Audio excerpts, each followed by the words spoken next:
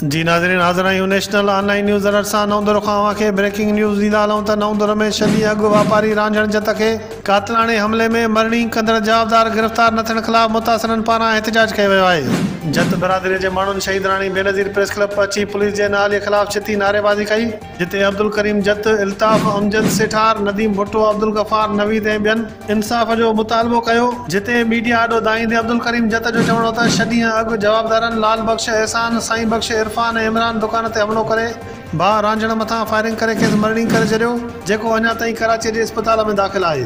नवंदुरो police 6 ॾींहं गुज़रण बावजूद जवाबदारनि जी गिरफ़्तारी लाइ कख भञी बीड़ो नाहे कयो। हुननि इल्ज़ाम हणंदे चयो त पुलिस जवाबदार धुर खां रिश्वत वठी हथ ते हथ रखी वेही रही आहे ऐं जवाबदार सरेआम घुमी रहिया आहिनि।